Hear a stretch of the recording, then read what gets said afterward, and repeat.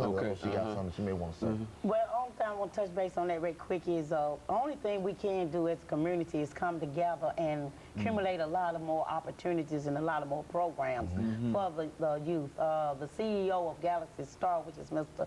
CGreenlee, he says it best. They're not going to put the guns and the packs down and go work for a $5 job when they make $500 an hour.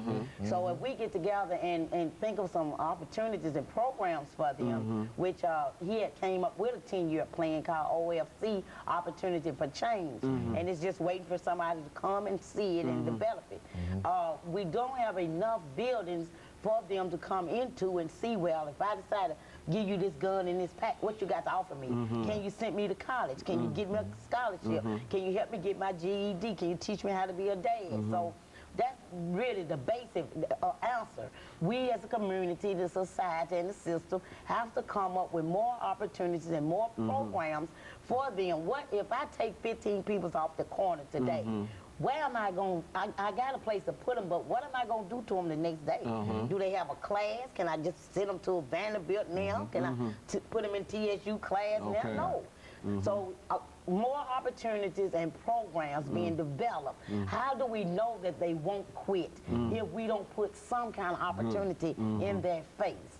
And looking at all of the holidays that's coming up now, we have a lot of kids, including my 3-year-old son, Jaquan Sullivan. I have to say his name because he's a victim now that's going to grow up without a father, and he's already asking, where's my dad? So the community, the system, the media, some of the black churches. The black churches. Got to get in there. Amen. Some of the black churches, we have to come out and take a calculated risk on some of these kids. And quit worrying about their pants hanging down, the braids in the hair, and the grill in their mouth. Let's see what we need to do to love on them so they can love on themselves so they can quit taking everybody's lives.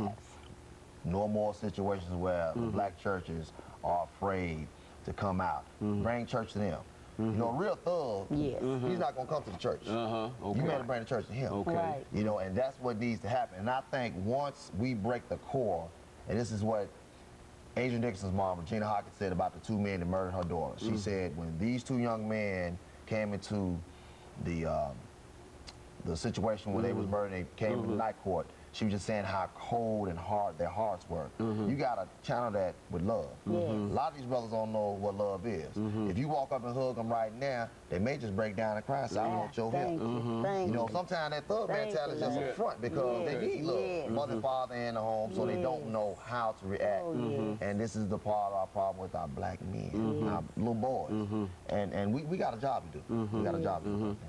But I think that that's a good start in terms of dealing with the job, and that is to identify the problem. And you think that it's a problem that, and of course we need more programs, as Ms. Greenlee has pointed out.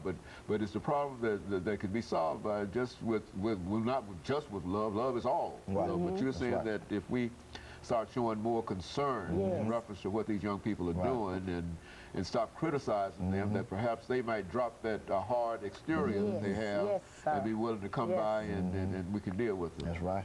Because they won't help. They won't help. They won't help. They won't help. They won't help. Early on, when the young lady living in apartments was shot on her porch, we all met up, and Brother Earl was there along with my pastor, which is Pastor Orlando Westbrook.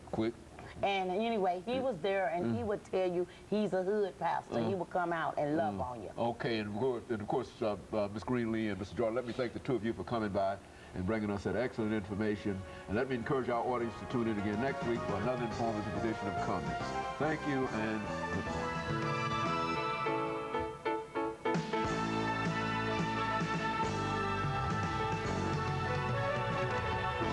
The state